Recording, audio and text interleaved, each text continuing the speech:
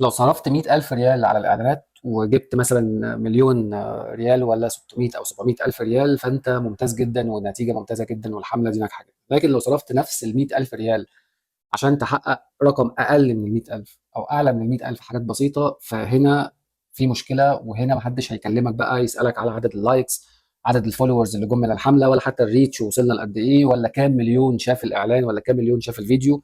السؤال الوحيد هنا هيكون الفلوس راحت فين. طبيعي جدا احنا صرفنا فلوس كتير، فالفلوس دي راحت فين؟ احنا كسبنا ايه؟ ايه اللي حصل للشركه؟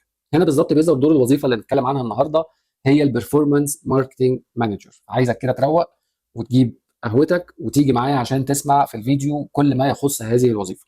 النهارده هنعيش يوم كامل مع وظيفه البرفورمانس ماركتنج مانجمنت، ونتكلم عن جزء مهم جدا جدا من المعادله في الوظيفه دي، هي احنا بندفع كام علشان نرجع قد ايه فلوس.